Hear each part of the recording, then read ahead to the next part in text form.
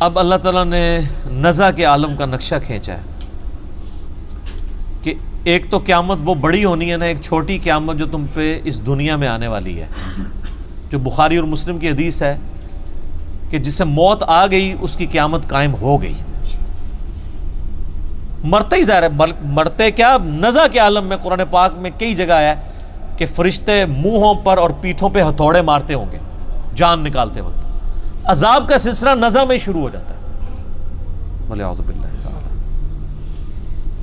اب اللہ تعالیٰ نزع کے عالم کا ذکر کر رہا ہے کہ کیا ہوگا۔ کَلَّا اِذَا بَلَغَتِ التَّرَاقِي، ہاں جب جان ہنسلی تک پہنچ جائے گی۔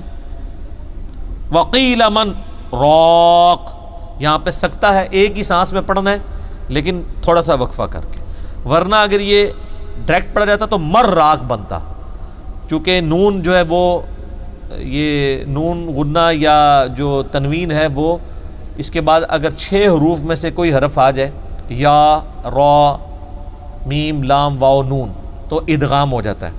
یہ لفظ بننا تھا مر راک، لیکن چونکہ سکتا ہے تو اسے ایک سانس میں پڑھیں گے دونوں کو الگ کر کے۔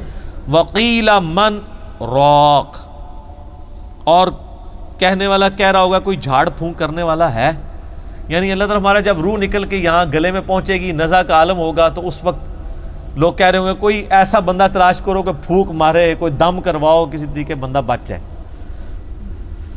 تو کچھ بھی نہیں ہو سکے گا۔ کوئی دنیا کا طبیب موت تو نہیں ٹال سکتا، کوئی دعا موت نہیں ٹال سکتی۔ موت ایک ایسی حقیقت ہے جو انبیاء سے بھی ٹلنے والی نہیں۔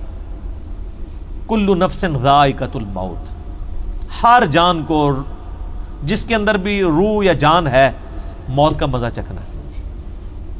بخاری مسلم میں حدیث ہے،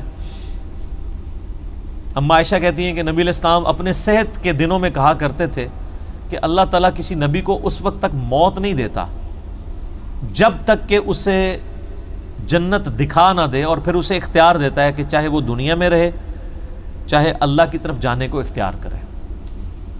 تو کہتے ہیں میں یہ اکثر حدیث سنتی تھی، اور جب آپ علیہ السلام پہ نزع کا عالم طاری ہوا تو آپ علیہ السلام بار بار یوں نگاہ اوپر اٹھاتے تھے، تو مجھے لگا کہ یہ وہ وقت ہے کہ نبی علیہ السلام کو یہ آفر کی جا رہی ہے۔ بلکہ اس سے پہلے ہی بخاری میں آتا ہے نبی علیہ السلام نے ایک دن یعنی خطبہ دیا، سورت پڑھی اذا جاء نصر اللہ والفتح ورأیت الناس يدخلون فی دین اللہ افواجا، یہ آپ نے پڑھ کے آپ نے فرمایا اللہ تعالیٰ نے ایک بندے کو اختیار دیا تھا ایک جنرل بات کی XYZ، کہ چاہے تو اس دنیا میں رہے چاہے اللہ کے پاس چلا جائے، تو اس نے اپنے رب کو اڈاپٹ کیا۔ تو صحابہ کرام کہتے ہیں کہ ہم لوگوں نے تو اس تقریر کو حضور کی کیجول لیا، لیکن سیدنا ابوبکر نے رونا شروع کر دیا۔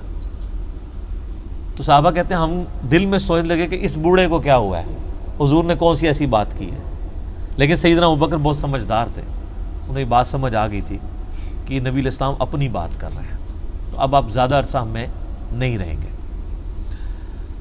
تو اللہ تعالیٰ ماتا ہے کہ جب یہ موت کا وقت آتا ہے نا تو لوگ پھر جھاڑ پھونک والے کو بھی تلاش کرتے ہیں، تو موت جس پہ طاری ہو رہی ہوتی ہے اس کی کیفیت کیا ہوتی ہے، وَظَنَّ أَنَّهُ الْفِرَاقُ، اسے سمجھ آ جاتی ہے کہ بس اب آ پہنچی ہے جدائی کی گھڑی، ہائے ہائے ہائے، اسے پتہ چل جاتا ہے کہ بھائی اب کام ختم، اب ریورس نہیں لگنا۔ اور یہی وہ لمحہ ہے جس کے بارے میں جامعہ ترمذی میں حدیث ہے کہ موت کے غرغرے سے پہلے پہلے توبہ قبول ہے۔ جب موت کا غرہ آتا ہے تو پھر نظر آ جاتا ہے نا، جنتیوں کو جنتی فرشتے نظر آ جاتے ہیں۔ میرا آپ لیکچر سنیں نا عذاب قبر کے اوپر، مسئلہ 117A اور B، 117A میں نے 10 آیات سے عذاب قبر ثابت کیا، اور 117B میں 17 حدیث بخاری مسلم سے پیش کی ہیں، کچھ ابو داؤد ترمذی سے، جس میں نے ایک نیک بندے کی جب روح نکلنے لگتی ہے اس کے ساتھ کیا معاملات ہوتے ہیں، اور ایک برے بندے کی روح، تو اس میں آپ حدیث میں دیکھیں تو وہ لوگوں کو نظر آ جاتا ہے کہ اب ہمارے ساتھ کیا معاملہ ہونے والا ہے۔ تو اسے تو گمان ہو جاتا ہے کہ میری آخری گھڑی آ پہنچی۔ وَالْتَفَّتِ السَّاقُ بِالسَّاقِ، اور پنڈلی پنڈلی سے جڑ جاتی ہے۔ آپ پتہ ہے یہ جو روح نکلتی ہے نا یہ پاؤں کی طرف سے نکلتی ہے، یوں نکل کے یوں جاتی ہے، اور جب وہ ایگزیکٹ کیفیت طاری ہوتی ہے، جن لوگوں نے یہ آبزرویشن کی ہوئی ہے نا، کئی لوگ ہمارے بھی جاننے والوں میں، کہ وہ نزع کے وقت جب روح نکل رہی ہوتی ہے اس وقت وہ یعنی اس مردے کے پاس موجود ہوں ایگزیکٹ اس وقت میں، وہ جو کیفیت طاری ہوتی ہے وہ بالکل اسی طریقے سے ہوتی ہے کہ ایسے ٹانگوں جو ہیں وہ انسان کی ایسے جڑ جاتی ہیں، پنڈلی سے پنڈلی مل جاتی ہے ایسے، اور پھر یوں نکلتی ہے روح۔ ظاہر ہے وہ روح نکلنا تو پھر جناب بڑا مشکل کام ہے۔ تو میں نے بتایا نا کہ وہ روح جب ایسے نکلتی ہے، جو فاسق کی روح تو پھر ایسے نکلتی ہے۔ سنن نسائی میں، ابو داؤد میں حدیث ہے کہ گویا کوئی شخص جو ہے وہ کانٹے والی چیز روئی میں داخل کر کے اس کو کھینچے، تو وہ کس طریقے سے ایک تار تار ہوتا ہے انسان۔ اللہ تعالیٰ موت کی سختیاں آسان فرمائے۔ پنڈلی سے پنڈلی جڑ جائے گی۔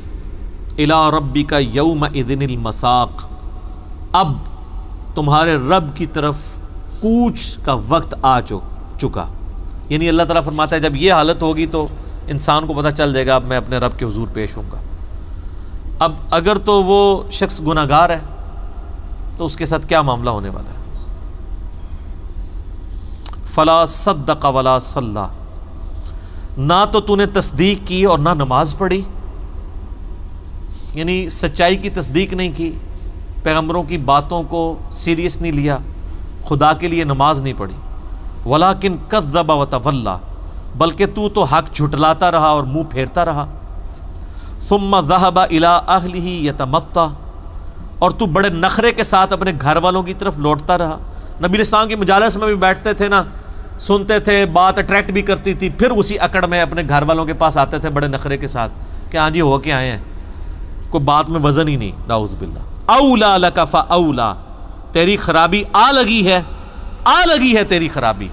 ثم اولا لک فاولا، تیری خرابی کا وقت آ چکا، پھر تیری خرابی کا وقت آ چکا۔ یہ 4 دفعہ ہے کہ آپ خیر منا لیں۔ یہ آیات آپ دیکھیں کیا ہیں، اور ہمارے جو علماء کرام ہیں وہ ان آیات کے ساتھ کیا کرتے ہیں۔ وہ انور شاہ کشمیری، آپ کو پتہ ہے بہت بڑے دیوبندی عالم دین تھے اور محدث بھی تھے۔ ان کے بیٹے جو ہیں عتیق الرحمان شاہ صاحب، جو آج سے 10 12 15 سال پہلے اہل حدیث ہو گئے، پڑھے ہوئے وہ دیوبندیوں کے مدرسے سے تھے، تو وہ اپنے دیوبندی مفتی کے بارے میں بتانے لگے، جس کے بارے میں میرا بھی کلپ ہے، وہ نام لینے کی ضرورت نہیں چونکہ اب ہم نے وہ پالیسی چینج کی، آپ کو پتہ چل جائے گا۔ عبدالستار عیدی صاحب کے بارے میں جنہوں نے گندی گندی باتیں کی تھی، تو میں نے پھر انہی کی گندی گندی باتوں میں سے الفاظ چن کے ان کو اسی طرح کا جواب دیا تھا، اچھا کر کے۔ تو اسی مفتی کے بارے میں وہ خود سناتے ہیں کہ جب ہم ان کے پاس پڑھتے تھے تو ہم ان کو کہتے تھے کہ 4 اماموں کا ذکر قرآن میں کہاں ہے؟ قرآن تو کہتا ہے کہ امام تو پیغمبر ہے، سورہ بنی اسرائیل میں بھی آتا ہے کہ وقت کا پیغمبر جو ہے اس کے ساتھ اٹھایا جائے گا، سورہ بقرہ میں بھی، سورہ نساء میں بھی، ہر شخص جو ہے اپنے امام کے ساتھ، امام سے مراد یا نامہ اعمال ہے یا اس کا لیڈر ہے۔ نبی علیہ السلام ہی گواہ امت کے خلاف گواہی دیں گے یا امت کے حق میں؟ تو کہتے ہیں وہ یہ آیت پڑھتے تھے، یہ قرآن میں 4 اماموں کا ذکر ہے، اولا لک فاولا ثم اولا لک فاولا۔ وہ کہتے ہیں یہ پہلا اولا جو ہے امام حنیفہ ہے، دوسرا اولا سر ہس رہے ہو تسی علماء سے پوچھ کے، پوچھ جے۔ ایک ذمہ دار دیوبندی عالم بتا رہا ہے جس نے خود پڑھا ہوا ہے، وہ کہتا ہے وہ یہ آیت پڑھتے تھے کہ یہ 4 اماموں کا پہلا اولا جو ہے وہ امام حنیفہ ہے، دوسرا امام مالک ہے، تیسرا امام شافعی اور چوتھا امام بن حنبل۔ حالانکہ یہ ترجمہ کیا ہے اس کا بن رہا ہے؟ خرابی۔ دیکھ لیں تیری خرابی آ پہنچی۔ تو اللہ کے بندو، یعنی اماموں کو بدنام کروا رہے ہو تم لوگ۔ یہ امام بھی زندہ ہونا تو ان کی باتیں سنیں، یہ قرآن کے ساتھ کیا تعریف کرتے ہیں۔ وَلِعَاذُ بِاللَّهِ تعالی۔ تو اللہ تعالیٰ فرماتا ہے کہ تیری خرابی آ پہنچی، پھر تیری خرابی آ پہنچی، پھر تیری خرابی آ پہنچی، تیری خرابی آ پہنچی۔